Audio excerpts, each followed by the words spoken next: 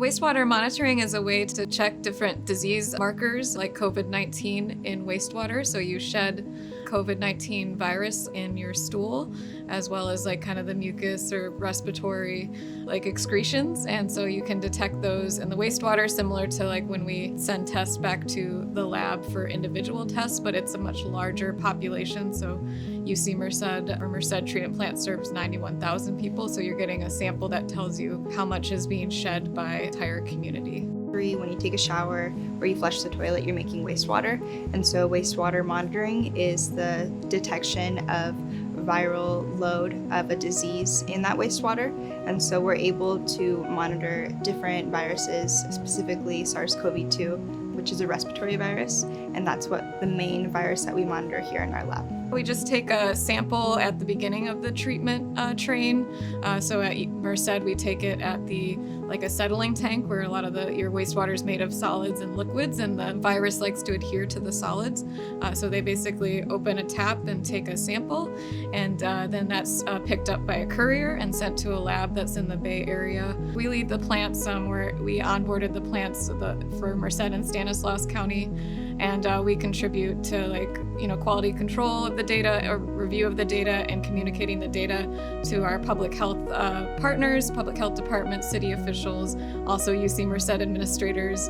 And we contribute to kind of analyzing the data and publishing about it, like how well the data is matching with other health metrics. And a lot of what we focus is on the equity piece, or using this data to promote better health equity. The Central Valley has a big problem of inequity in regards to the communities that were found right here. Large minority groups are more highly exposed to the downfalls of COVID.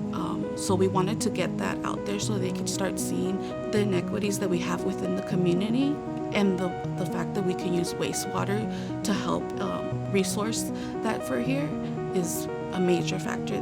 COVID, everybody was looking for answers and looking for a good set of some data points for a diagnosis. So I think that's how our involvement began. And other than that, the data is pretty interesting. One data point is useless, but if you've got 1,000 of them over a course of a scenario, it provides a good basis for research. Wastewater has really helped Merced County specifically. We were really excited to be part of the pilot program. So we were fairly early adopters of wastewater, which was a really exciting opportunity because oftentimes Merced's an under-resourced county and an under-resourced department. So we don't always have the opportunity to have new and cutting-edge technologies at our fingertips. So the fact that we were able to partner with UC Merced to get that wastewater data pretty early on in the pandemic was so helpful for us as we were navigating the constant changes of the pandemic.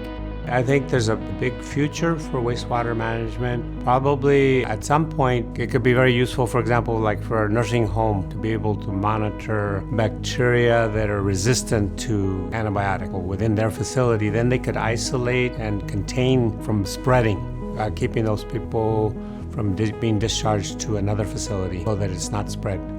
I think there's still a lot that has to be done, and not just with wastewater. I think we have to have our mechanisms for responding more quickly, for getting the information to the hospitals so that they can manage these conditions more effectively than we have.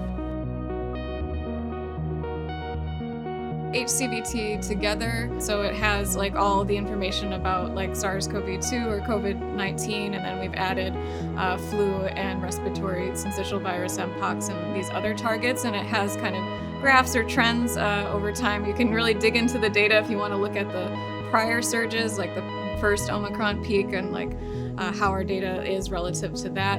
The website's in both English and in Spanish because that's very important for our populations, so they can just access and look at the data trends and if it's increasing in our community now or coming down.